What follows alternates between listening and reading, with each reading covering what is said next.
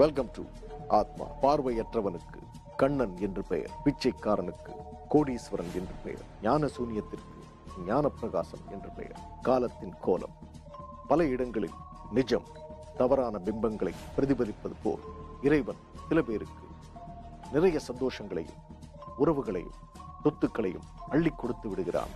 கூடவே தீராத நோயையும் கொடுக்கிறான். அதுபோல்தான் இங்கு நந்தினியும்.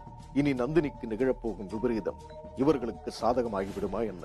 வாருங்கள் பார்க்கலாம். சாரி நந்தினி, ப்ராப்பர்ட்டி விஷயமா பேசிட்டு வரதுக்கு கொஞ்சம் லேட் ஆயிருச்சு. Sorry sorry sorry. போதுமா நந்தினி? நான் சொல்றத நீ ஃபாலோ பண்ணவே மாட்டியா? நீ சொன்னத நான் என்ன ஃபாலோ பண்ணல மானசா? நீ ஃபாலோ பண்ணலையே. இரு.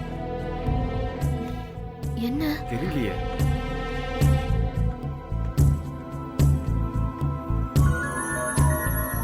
கொஞ்சம் தள்ளுறீங்களா? ஹே நந்தினி, உன் கையை கொடு.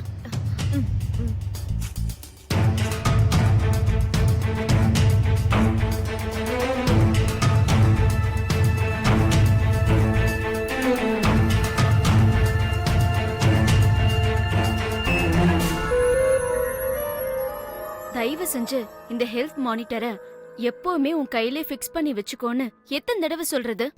கேட்கவே மாட்டியா? எனக்கு கல்யாணம் ஆக போகுது. இத கையில கட்டிக்கிட்டு இருந்தாலே எனக்கு ஏதோ பேஷண்ட் மாதிரி தோணுது. என்னால சந்தோஷமாவே இருக்க முடியல. எனக்கு ஏதாவது நடந்தா என்ன மானசா? என்ன காப்பாத்ததான் நீ இருக்க, ஸ்ரீராம் இருக்காரு. நந்தினி ப்ளீஸ் இப்படி எல்லாம் பேசாத. நீ ரொம்ப நாளைக்கு வாழணும்னு கடவுள்கிட்ட போராடிட்டு இருக்க. மானசா, நீ என் முன்னாடி நந்தி மாதிரி உட்கார்ந்துட்டு இருந்ததெல்லாம் போதும். எங்க வா. ஏய் வா, உட்காரு.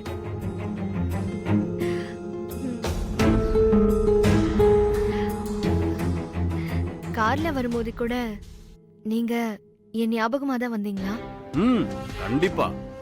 கார்ல வரும்போது உன்னை பத்தி மட்டும் தான் நினைச்சுக்கிட்டு இருந்தேன். நீ என்ன பண்ணிட்டு இருக்க, எப்படி இருக்க, இதெல்லாம் உனக்காக நான் எவ்வளவு கேர் எடுத்துக்கிறேன் தெரியுமா? இப்போ பார்த்து வச்சிருக்கிற பங்களா அது கூட உனக்காக தான் வாங்க போறோம், என் செல்லத்துக்காக. ஸ்ரீராம், நம்ம கல்யாணத்துக்கு இன்னும் கொஞ்ச நாள் தான் இருக்கு. அத நினைக்கிறப்போ ரொம்ப சந்தோஷமாவும் கொஞ்சம் பயமாவும் இருக்கு. எனக்கும் அதே ஃபீலிங் தான். ரொம்ப சந்தோஷமா இருக்கு, ஆனா கொஞ்சம் பயமாவும் இருக்கு. என்ன நடக்க போகுதுன்னே தெரியல. நம்ம கல்யாண ரிசப்ஷனுக்கு உங்களுக்கு நான் ஷூ செலக்ட் பண்ணிருக்கேன். அப்படியா? கல்யாணம் ரொம்ப ட்ரெடிஷனலா இருக்கணும். பட்டு வேட்டி பட்டு சட்டையில நீங்களும், ரொம்ப கியூட்டா பட்டு புடவையில நானும் மேடையில நிக்கிறப்போ நாம பாக்குறதுக்கு முருகன் தேவானை மாதிரி இருக்கணும்.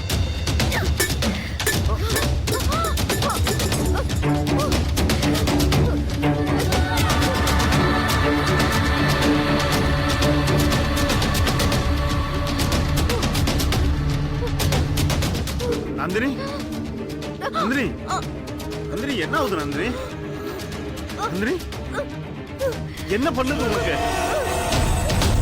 நந்தினி, நந்தினி என்னாச்சுமா? நந்தினி, நந்தினி, நந்தினி, மானசா, நந்தினி, மானசா 190. நந்தினி, நந்தினி, மானசா என்னடி இது? என்ன நீ அவள தொடுற, அவ ஒண்ணு தொடுறா, தோள் மேல கைய போடுறா. ஏன் இது? ஏன் முத்தம் கூட? ஏய், நீ தானே சொன்ன நடிக்க சொன்னல, அதான் நடிச்சிட்டு இருக்கண்டி.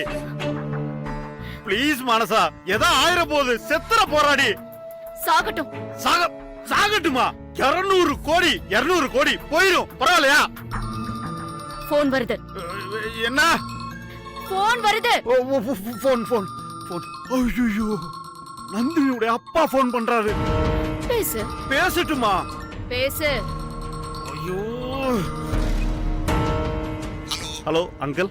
ஆமா, எங்க இருக்கீங்க ஸ்ரீராம்? அது நான் வீட்ல தான் இருக்கேன் அங்கிள். அப்படியே, வெரி குட் வெரி குட். சரி, நந்தினி கிட்ட கொஞ்சம் போன் கொடுங்க.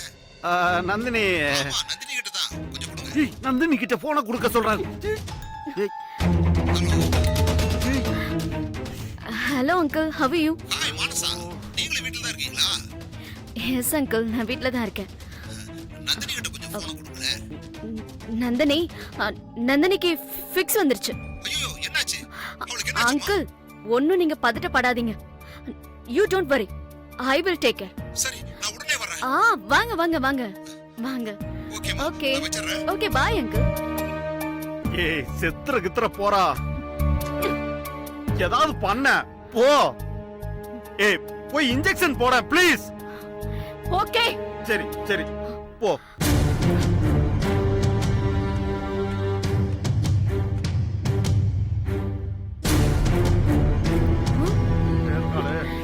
ஏய் ஏய், என்ன பாத்துக்கிட்டே இருக்கே? இன்ஜெக்ஷன் போட்டுட்டு அப்புறம் பாரு. செத்துற போராடி போ ப்ளீஸ். போ போமா.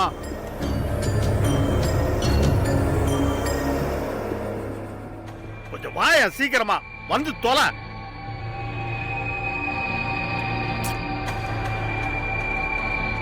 பாரு,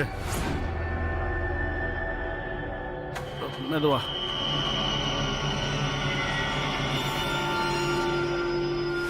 நந்தினி, இங்க பாரு. Nandini, wake up. அப்பா, ஒண்ணும் இல்ல நந்தினி, இங்க பாரு. முழிச்சிட்டா நந்தினி. முழிச்சிட்டா. அப்பா, ஒண்ணு இல்லம்மா, ஒண்ணு இல்ல. நந்தினி,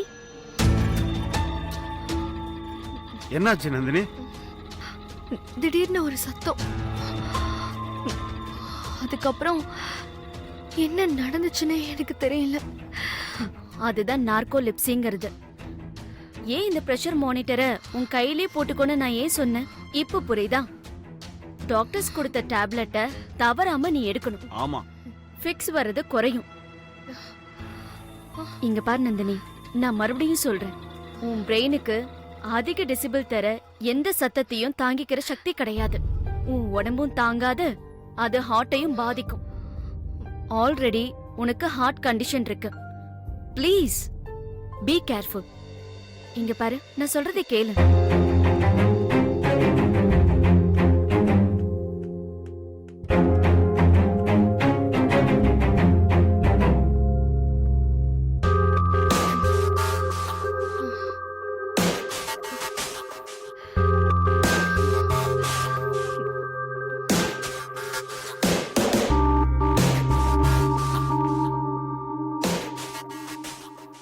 வாங்க சார். நீங்க உட்காருங்க.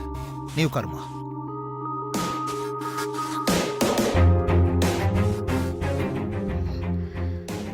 நந்தினி, என்னாச்சுமா? நீங்க பயப்படுற மாதிரி ஒன்னும் இல்லப்பா. ஒண்ணும் இல்ல அங்கிள், என் கை தவறி சொம்பு கீழே விழுந்துருச்சு. அந்த சவுண்டை கேட்டு அப்படியே வழக்கம் போல. கடவுளே, நந்தினிக்கு இந்த வியாதியிலிருந்து விடுதலையே கிடைக்காதா? கவலைப்படாதீங்க அங்கிள், நாங்க இருக்கோம்ல. அப்பா, நானா மானசாக்கு உயிர். இந்த உயிரை பத்தி அவ அலட்சியமா இருந்துருவாளா? அதனாலதான் உன் ஹெல்த்த மானசா கிட்டையும் உன் வாழ்க்கைய ஸ்ரீராம் கிட்டையும் ஒப்படைச்சிட்டேன் நந்தினி. ஸ்ரீராம், சொல்லுங்க சார். அந்த ப்ராப்பர்ட்டி விஷயமா பார்க்க போயிருந்தீங்களே, முடிச்சாச்சா? முடிஞ்ச மாதிரி தான் சார். 5 கோடி சொன்னாங்க. இருக்கிற ஃபேட்டை சொல்லி 3 கோடிக்கு ஃபைனல் பண்ணிட்டேன் sir. Good job. Thank you sir. அப்புறம் ஸ்ரீராம், இன்னும் ஏன் என்ன சார்னு கூப்பிடுறீங்க? நான் உங்க மாமனார் இல்லையா? இல்லை சார், இப்போவும் சரி எப்பவும் சரி உங்களை நான் முதலாளியே தான் பார்க்குறேன் சார். உங்க விசுவாசத்துக்கும் நேர்மைக்கும் நான் கொடுத்த பரிசு தான் என் பொண்ணு. புரிஞ்சுதா? அப்புறம் இன்னொரு விஷயம், இனிமே சார்னு கூப்பிடுறத நிறுத்திட்டு என்ன மாமான்னு கூப்பிடுங்க. தெளிவா புரிஞ்சதுங்க மாமா. அங்கிள், நீங்க அந்தஸ்து பார்க்காம நந்தினிக்கு ஸ்ரீராம லைஃப் பார்ட்னரா செலக்ட் பண்ணதுல இருந்தே நீங்க உங்க பொண்ணோட சந்தோஷத்துக்காக எதை வேணும்னாலும் விட்டு கொடுப்பீங்கன்னு எனக்கு தெரியுது அங்கிள். எஸ் மானசா, என் மகளை விட ஆஸ்தி அந்தஸ்து எனக்கு எதுவுமே முக்கியம் இல்ல. அதனால தான் என்கிட்ட செக்ரட்டரியா வேலை பார்த்த ஸ்ரீராமையே நந்தினிக்கு மாப்பிள்ளையா செலக்ட் பண்ணியிருக்கேன். செலக்ட் பண்ணிருக்கீங்களா? செலக்ட் பண்ண வச்சிருக்கேன். ரொம்ப சந்தோஷம் அங்கிள், ரொம்ப சந்தோஷம்.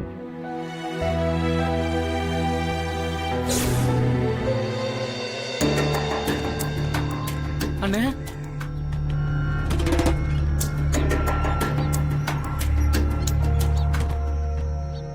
கேள்விப்பட்டீங்களா அண்ணே? என்ன கருப்பு, சரியா பங்களா வாசல்லே கழுவி அடிபட்டு செத்து கிடக்கு. 2000 ரூபாய் வாங்கிட்டு போன அந்த கிழவிய உடம்பு நசுங்கி செத்துருக்குன்னா லட்சக்கணக்குல காசு வாங்க போற நம்ம நிலைமை நினைச்சாதானே ரொம்ப பயமா இருக்கு. அப்போ பேயால நமக்கு எதுவும் ஆயிடுமோன்னு பயப்படுறியா? அந்த வீட்டால யாரெல்லாம் ஆதாயம் அடைஞ்சாங்களோ கண்டிப்பா அவங்களுக்குலாம் ஆப்பு இருக்குன்னு. பத்திரப்பதிவு முடிஞ்சதும் தமிழ்நாட்டுல இருக்க அத்தனை கோயிலுக்கும் போயிட்டு பரிகாரம் பண்ணிட வேண்டியதுதான். அப்படியே செஞ்சிடலானே. ஏன்னா எல்லா சாமி நம்ம பக்கம் இழுத்துட்டோம்னு வைங்களேன், ஏதாவது ஒரு சாமி நமக்கு உதவி பண்ணாதா? சரி வா, கிழமை வீட்டுக்கு போயிட்டு ஏதாவது ஆறுதல் சரி சொல்லிட்டு வரலாம். வா. போலாம்.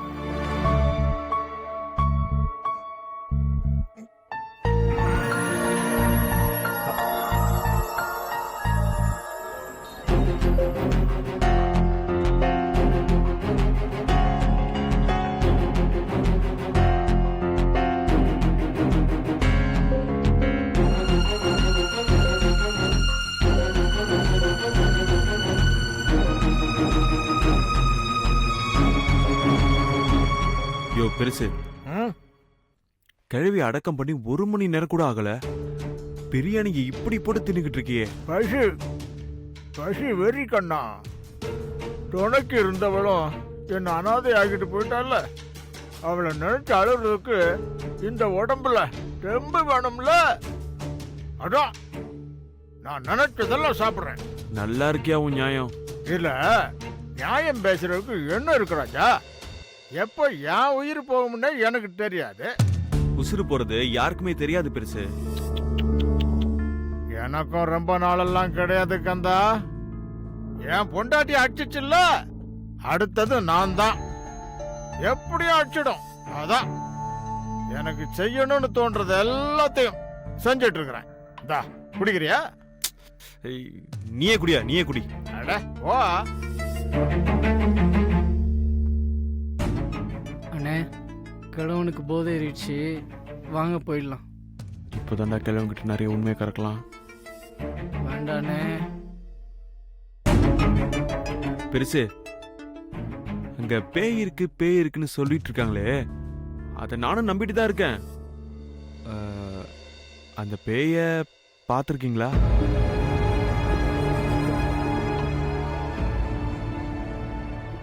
பார்த்ததில்ல கந்தா, ஆனா கேட்டிருக்கேன்.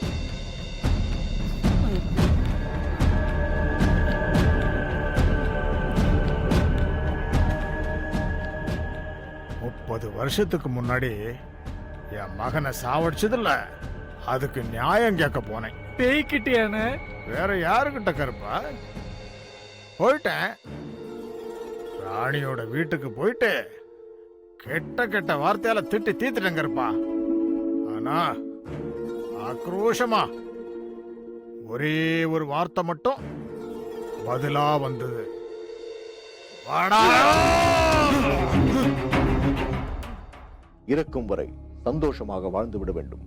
இதுதான் புத்திசாலியின் தாரக மந்திரம். வாழத் தெரியாதவனின் வாழ்க்கை போராட்டம், ஒவ்வொரு வினாடியும் நரகம். வாழத் தெரிந்தவனுக்கு ஒவ்வொரு வினாடியும் சொர்க்கம். ஆவுடையப்பனின் கடைசி ஆசையும் இருக்கும் வரை சந்தோஷமாக இருந்துவிட்டு போக வேண்டும் என்பதுதான். தன் மனைவியின் மரணம் போல் தனக்கும் அடுத்த வினாடியே மரணம் சம்பவிக்கும் என்று அறிந்தும் அந்த முடிவை எதிர்நோக்கி இருந்தான்.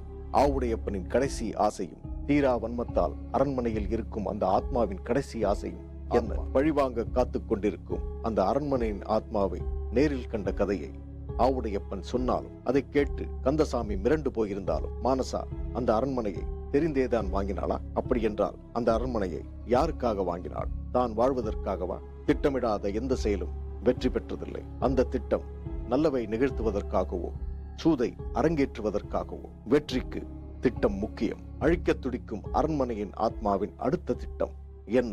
பார்க்கலாம். பயந்துட்டேங்கந்தா, உங்களை அழிக்காம விட மாட்டேன். சொல்லுச்சு. என் உடம்பெல்லாம் வெலத்து போச்சு. பயந்து போய் ஓடியே வந்துட்டேன். ஆனா அன்னைக்கு ஒரு விஷயம் தெரிஞ்சிடுச்சு. என் வம்சத்துல எவனும் எவளும் உயிரோட இருக்க மாட்டாங்க, நான் உட்பட. தெரிஞ்சிடுச்சு கந்தா, தெரிஞ்சிடுச்சு. அதுக்கப்புறம் ஒவ்வொருத்தரா போனாங்க. எனக்கு பழகிடுச்சு. ஆனா அவ இருக்கா, காளி இருக்கா, பேயா இருக்கா. இருக்கா கந்தா, இருக்கா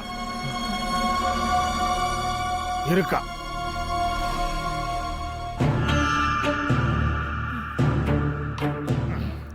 போயிடுங்க, உங்களுக்கு எதுவும் ஆயிடக்கூடாதுல்ல.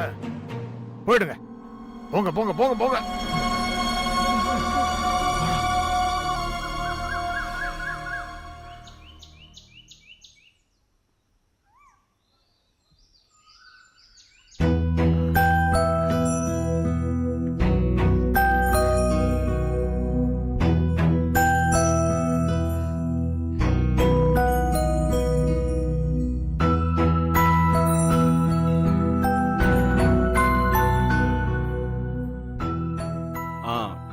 ஏதோ வர சொல்லியிருந்தீங்க. என்ன விஷயமா வர சொல்லியிருந்தீங்க சார்? எல்லாம் நல்ல விஷயம்தான். இவரு நம்ம அட்வொகேட் திருநாவுக்கரசு. தெரியுமே. அட்வொகேட், நீங்க வாசிக்கலாம். படிக்கிற எல்லாரும் கேளுங்க.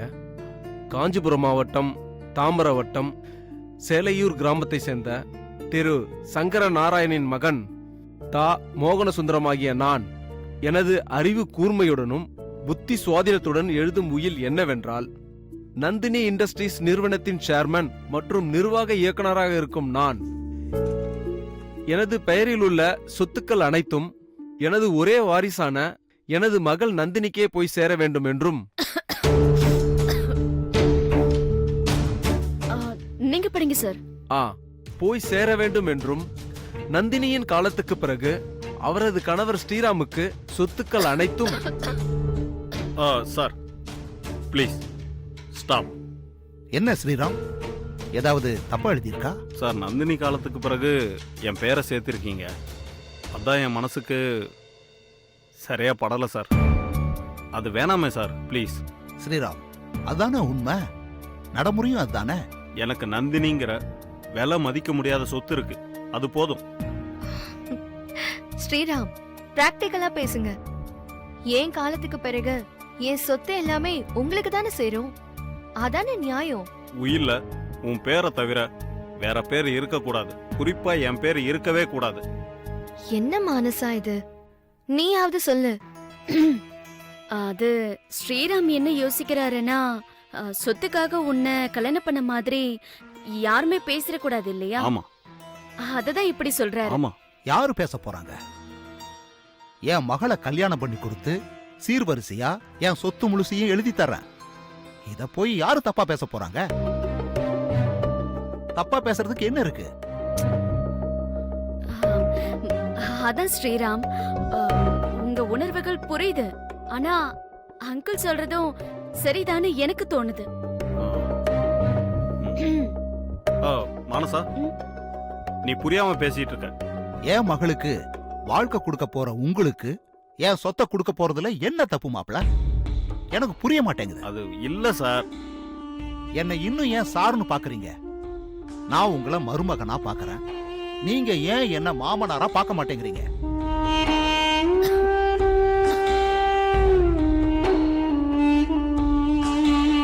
இதுக்கு மேல நான் போராட விரும்பல.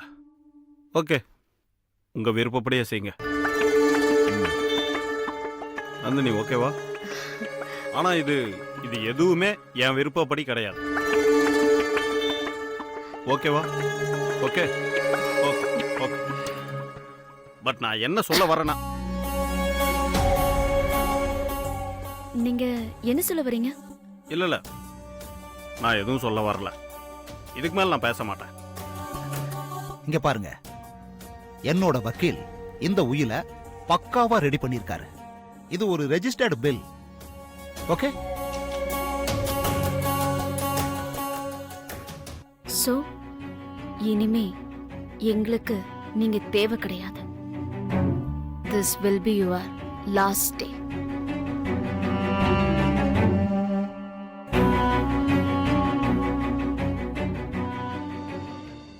வேண்டாம் என்பதற்கு உண்மையான அர்த்தம் வேண்டும் என்பதே.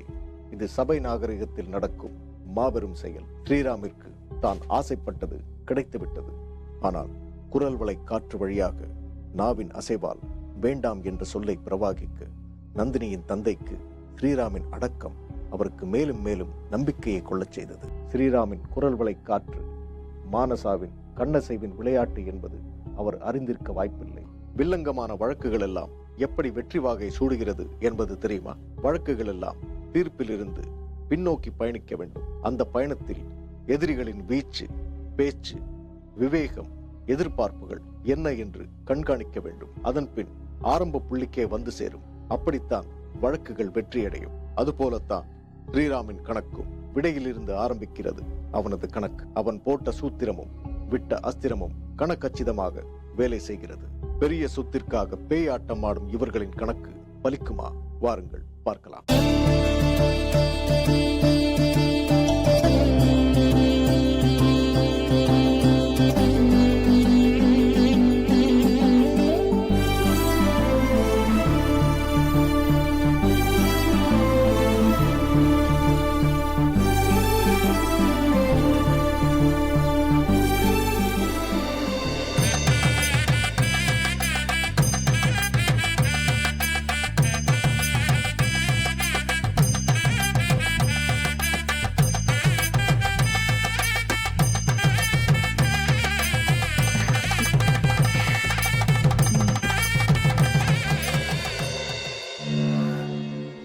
ஸோ உங்க சொத்துக்கள் எல்லாம் வக்கீல வச்சு உங்க பொண்ணு பேருக்கு மாத்திரதா கேள்விப்பட்டேன்.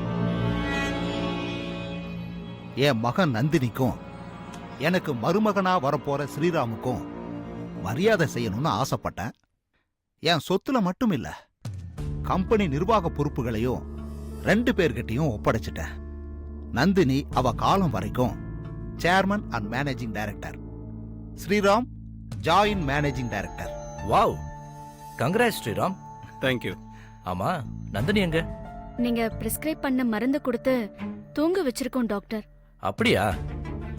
எப்படி அவங்க எந்திரிக்கிறதுக்கு ஒரு 3 மணி நேரம் ஆகிடும். நிர்வாகத்துல 2 பேருக்கும் ஈக்குவல் ஸ்டேட்டஸ் கொடுத்த மாதிரி என் சொத்துலையும் 2 பேருக்கும் ஈக்குவல் ரைட்ஸ் கொடுத்துருக்கேன் டாக்டர். ஆனா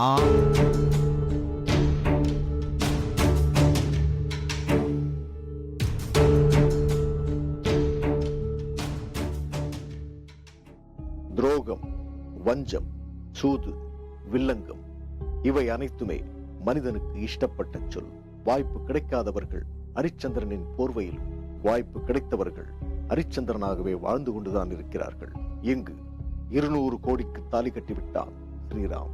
நந்தினியின் உயிரை துடிதுடிக்க வைக்கும் நாடி துடிப்பு எங்குள்ளது என்பது மானசாவிற்கு நன்கு தெரியும். பாவம், சிக்கிக் கொண்டு விட்டாள் நந்தினி. ஒரு தெய்வீக சிலையை உருவாக்க வேண்டுமாயின் கல்லில் தேவையில்லாத பாகத்தை ஒதுக்கிவிட வேண்டும்.